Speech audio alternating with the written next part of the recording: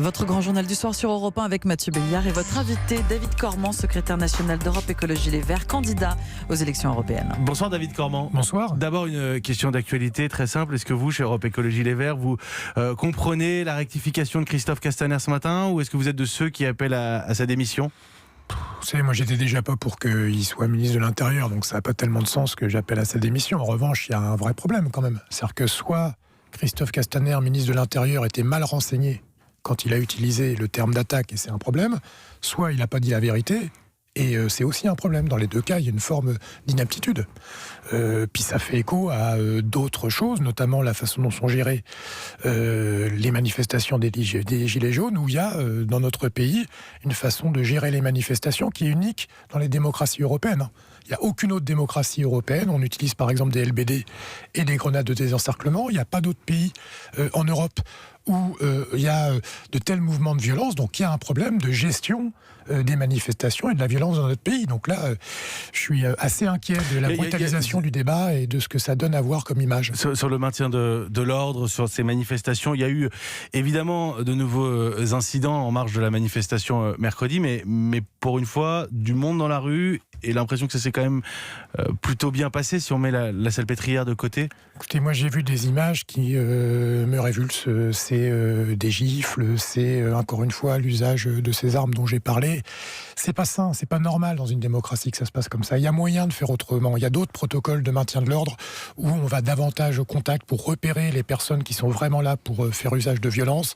On les isole du reste des manifestantes et des manifestants parce que c'est aussi un droit démocratique de pouvoir manifester en sécurité. Moi, vous savez, je suis écologiste, je suis attaché à la non-violence. Je condamne toutes les formes de violence. Je pense qu'on a moyen de défendre ses idées sans avoir recours à la violence. Mais c'est aussi de la responsabilité de l'État de ne pas alimenter d'une certaine façon cette montée de la violence. Pour vous, Christophe Castaner a alimenté la montée de la violence ? Je pense que sa façon de... et c'est pas nouveau avec Christophe Castaner, cette méthodologie de maintien de l'ordre dans notre pays est à revoir.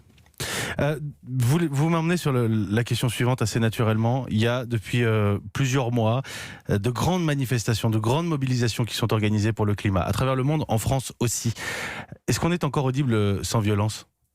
Oui, je le crois. Je crois même qu'avec de la violence, on fait reculer ses idées. Vous savez, moi, je vous l'ai dit, je suis attaché à ces valeurs-là. Factuellement, depuis le mois de décembre, c'est plutôt les mouvements qui ont débouché sur de la violence qui ont eu gain de cause, pour être très synthétique. Oui, mais regardez à ce stade, quelle traduction démocratique cela a. Moi, je vois l'extrême droite monter dans notre pays. Je la vois d'ailleurs monter dans beaucoup de pays dans le monde. Et je crois que, si vous voulez, cette tension permanente, cette brutalisation permanente, elle alimente le pire. Elle alimente les bas instincts. Et moi, je crois que dans une démocratie, si on veut s'en tirer vers le haut, il faut bien sûr faire entendre ses idées, mais il y a plein de façons de le faire pacifiquement. Regardez, il y a les manifestations pacifiques pour le climat, mais il y a aussi le mouvement Extinction Rébellion, qui a été à la Défense la semaine dernière et qui pacifiquement a montré son désaccord par rapport à ces grandes entreprises qui détruisent l'environnement et qui spéculent sur la destruction de l'environnement. Regardez les actions de ANV COP21 qui décrochent les portraits du président de la République. Ce ne sont pas des actions violentes et qui font œuvre de pédagogie. Donc c'est possible d'agir sans violence. Je pense même que c'est la seule façon d'agir. Les élections européennes, on va quand même en parler. Vous êtes en 5e position sur la liste de Yannick Jadot, avec Europe Écologie Les Verts. La République En Marche et le Rassemblement National, vous parliez de la montée des extrêmes. Le Rassemblement National qui est en train de talonner, rattraper, dépasser la République En Marche selon les instituts de sondage. Derrière LR, 3e isolé. Et puis la gauche. La gauche, notre sondage BVA pour Orange, la tribune Europe 1 que nous révélions hier soir, donne la France Insoumise à 9%, Europe Écologie Les Verts à 7,5%. La gauche morcelée, divisée, qui n'atteint pas les 10 points. Ça vous inquiète ? Ça m'inquiète et en même temps, je constate que c'est le résultat d'une perdition de ce mouvement d'idées qui était pendant longtemps la social-démocratie. Et cette gauche aujourd'hui, de mon point de vue, elle est en panne d'idées, elle est en panne d'idéal. Et nous, on avait le choix, et je comprends, moi, l'électorat des gens de gauche, écolos, qui désespèrent de cette division. Nous, notre intuition, même notre conviction, c'est que si on veut reconstruire la gauche, il faut la reconstruire sur des valeurs qui sont nouvelles, et notamment autour de la question fondamentale de l'écologie. On ne pourra pas reconstruire de nouvelles solidarités, on ne pourra pas reconstruire nos démocraties, on ne pourra pas reconstruire si je prends les choses si on ne prend pas la sur question l'écologie, écologique. David Cormand, et pour parler d'écologie, vos programmes à vous, La France Insoumise ou encore Génération de Benoît Hamon, sincèrement, vous êtes d'accord ? Je crois pas. Je crois que la différence fondamentale entre les écologistes et les autres forces issues de la gauche du XXe siècle, c'est dans quelle mesure on met l'écologie au centre du projet. Vous savez, la différence entre un parti écolo et tous les autres partis d'ailleurs, c'est que les autres partis considèrent que c'est une vision anthropocentrée. C'est à partir de l'intérêt de l'humain. Or, cette logique-là, elle a contribué à détruire notre planète. Bien sûr, de la part de la droite, le capitalisme, mais aussi de la part d'une certaine gauche productiviste. Et la différence, c'est que les écologistes disent, nous, on a un projet éco-centré. C'est-à-dire que bien sûr, on prend en compte la question des humains, mais on prend aussi en question la question du vivant. Aujourd'hui, on est en train de traverser la 6e grande extinction des espèces.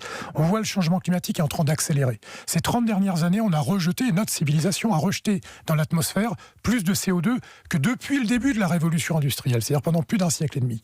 C'est ça qui est en train de nous arriver. Et donc la question politique fondamentale, c'est est-ce qu'on est encore capable d'habiter la Terre ? Mais David Cormand, sur le nucléaire, sur les pesticides, sur les émissions de gaz à effet de serre.